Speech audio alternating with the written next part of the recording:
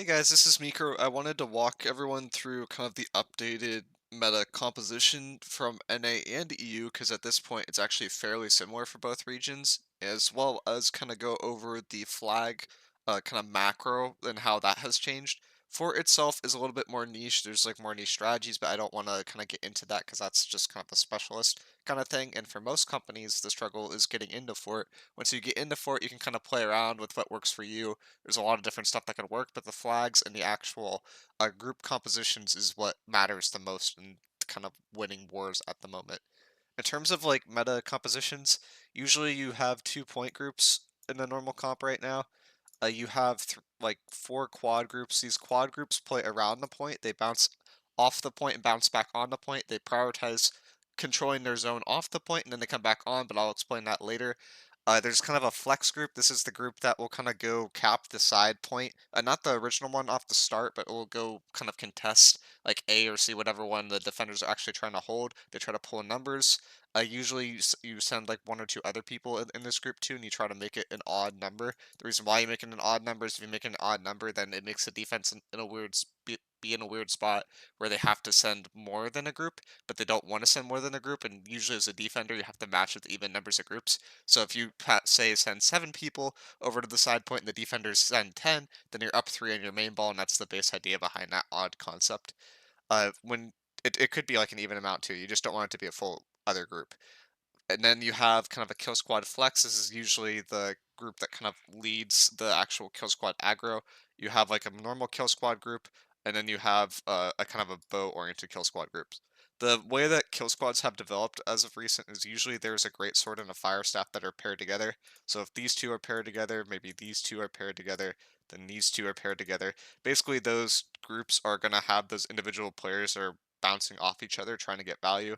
There's also like typically people will go like SNS greatsword if they're like a more solo oriented greatsword. The reason why they go for that would be to give your other people in your group inspire. Some people also go for a hatch or for a greatsword hatchet so that they can get out more easily and they have more survivability. Some people go for spear if they're dealing with bruisers so that they can land a slow. That part's kind of all preference, but the reason why you typically want this greatsword is greatsword hard counters IG, and IG is still the most common way to disrupt kill squads because it could buy time, and that time is usually enough for kill squads to not get value. Great Sword kind of bypasses that with Relentless Freedom, which is why that's meta. And this overall is basically the idea for the composition for most people across all regions. The BB is a little bit debatable. Some people cut the BB in total. Some people run more BBs, like Supple, for example. They won't run 2 BB slots. They'll actually run 4. They'll cut these other groups. We like to run a light assassin in our strong side group so that the assassin doesn't typically get farmed. They're able to kind of disrupt people in that strong side and they're able to get more value while not getting punished. There's like different things you could play with there, but this is the base idea behind the composition.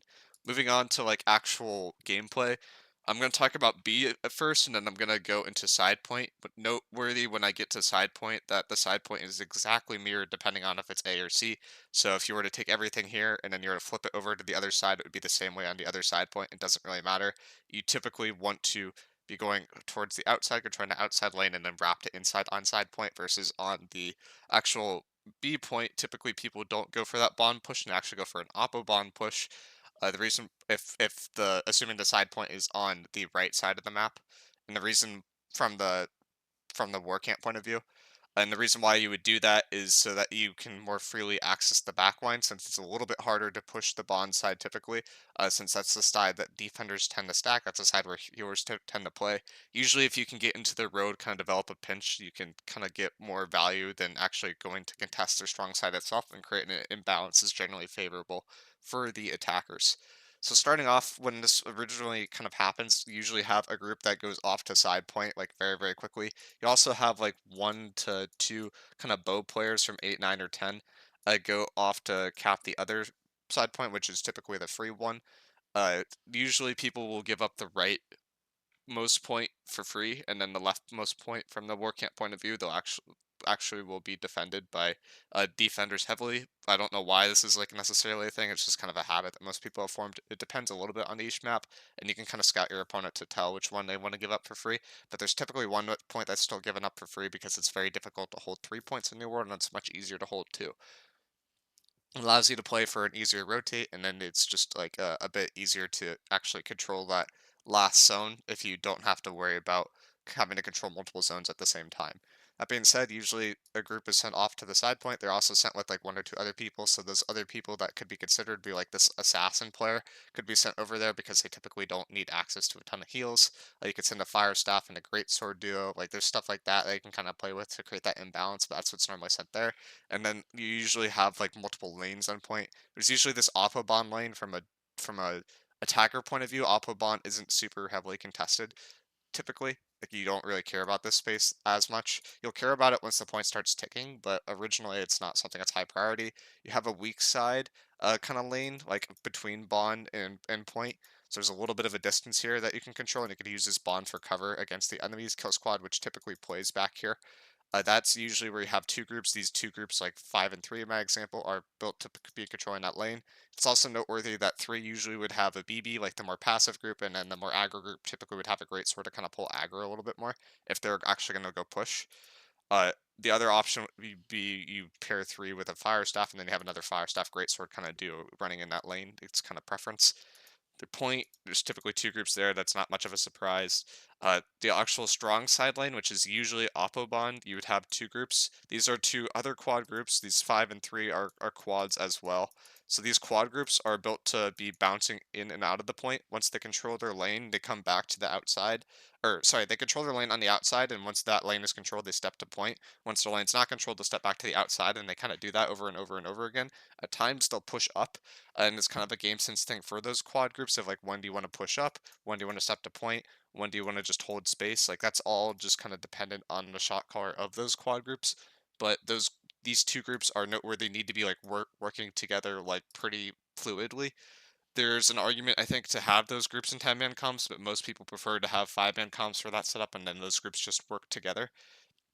1 and 2 are typically in a 10-man comp setup, where both of them are trying to hit the same targets. You kind of need that on point for stuff to die, so it just makes sense. On your strong side, you would have those two other quad groups, and then you would usually kind of have an influx of kind of kill squad oriented members. Some people like to split this like group 8 up, and they'll throw it on the weak side on Bond to like kind of harass the space up here. That's an option as well. The other option is you heavy stack one side and you try to push up with that. I tend to think that heavy stacking one side is a little bit better because it allows your healers to have more free positions to cast, and I'll explain that in a second. But off this like original setup, this is usually what you're looking to get started out the gates. Obviously, things are usually much wider than this. Like the 7 is going to be like way out here. This 8, 9, and 10 are going to be like way off to the right. 5 and 3 are actually going to be in this lane, and 6 and 4 are actually going to be in this lane. But Kill Squad typically plays super wide right now because you can't contest a Kill Squad that plays super wide without having a mere Greatsword Fire Staff group, which is why teams like the Guangzhou Goats from the New World League get so much value because they have that big outside control, and there's not much that could be done to kind of contest that space. So moving on from here, usually 8, 9, and 10 are able to push up. There is like a little bit of a contest from the ramparts here that has to be cleared. That's why you usually have these great swords in here paired with fire staff because those groups can kind of clear that more effectively than bows. Bows can support those groups from range though and tend to get more kills. Some people also run like a 6 bow setup. Like I believe Para does that sometimes. Some people like to run a few muskets in there. It's kind of a preference thing, but the same idea applies. So usually we would push up on the strong side. When you actually push up and take that space, the army kind of pivots around that. So you'll see 1, 2 step up. 4 could actually play on the point now at this point because you have so much control on the strong side, and because this kind of space has been obtained, your healers could also step up into this space, which will counteract the rotate that defenders normally do. So if you have a weak side, defenders are usually going to be able to wrap there, but your healers are also going to be able to push into this new space that you've obtained. And because they're able to push into that new space you've obtained, and the defenders are also wrapping, means that the defenders won't actually be able to access your healers super freely because your healers are always going to be protected by the side that you're pushing strongly. It is noteworthy that a lot of healers kind of fail on this concept, even at a high level company standpoint, and they'll just stay static in like 1 or 2 spots. And if you're static, you'll just get blindsided by people that are running through your backline. But if you actually rotate with your kill squad, you actually take that space that your kill squad is helping to make, then you will just get more value. You'll be able to live longer, and you'll have a greater distance between you and the enemy. And creating that distance is ultimately what you kind of want as a healer. And this setup also allows your other groups to kind of step on and step off a point more freely. So when you develop that strong side 4 and 6 basically become point groups, it's like you have 4 point groups all of a sudden. Your 1 and 2 can kind of contest this oppo rotation a little bit more. Your 6 and 4 can either play to push up or push back and kind of help healers. They have like a little bit of decision there. But the point is that 6 and 4 don't necessarily have to be in their lane anymore because are able to control that super easily since your strong side is going to overwhelm the side that the defenders have on one side of the point. Usually when that like kind of stepping on and off kind of looks like this, where they're going to be stepping on the point, then they're going to be stepping off, kind of going back and forth depending on what's going on. That's going to also allow you to tick very, very quickly, and it's going to like allow you to control those zones still. So as I said before, healers are going to be stepping up in that space. Your strong side is looking to wrap. Usually at this point where your strong side is pushing up, even your seven, assuming your seven has actually made some plays, this point is like pretty free, but usually this is the part that's like the hardest part is actually breaking that original line and then pushing up. But once that push starts to happen, everything should kind of flow freely for B from an EU and NA perspective at this point. Like usually the B point should take about a 0 to 4 0. It should probably take about like 1 or 2 to 4 minutes to cap B, assuming you're doing this right, which is a pretty low amount of time considering B is like generally pretty hard to cap. And then when you go over to C, some people like to roll a tempo, not by cleanse. You get there quickly. Try to hope for a snowball. That's kind of a preference, but everything on a C is a little bit different, uh, or on the side point per se. So usually you would have your kill squad kind of play on the Oppo. That Oppo line's a little bit more important because that's where the healers step.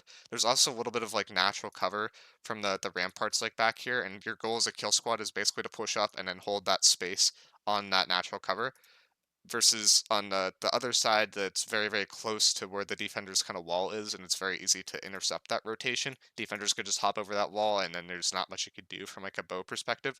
So usually that's an easy stronghold for the defense. It also means that's usually your weak side that you don't really care about as much, except for your respawns. That's where your respawns will come through. Some people like to call this like bond side, strong side, because that's where respawns come through. I would say at the beginning of an engage, it's typically your weak side, but the later the engage goes, that becomes more and more strong because that's just where the respawns will naturally trickle through. So it's like kind of a similar setup to the other point. You just have your kill squad stack on the other side of the point. Your healers are going to wrap on the other side of the point because that's where your kill squad is stacking.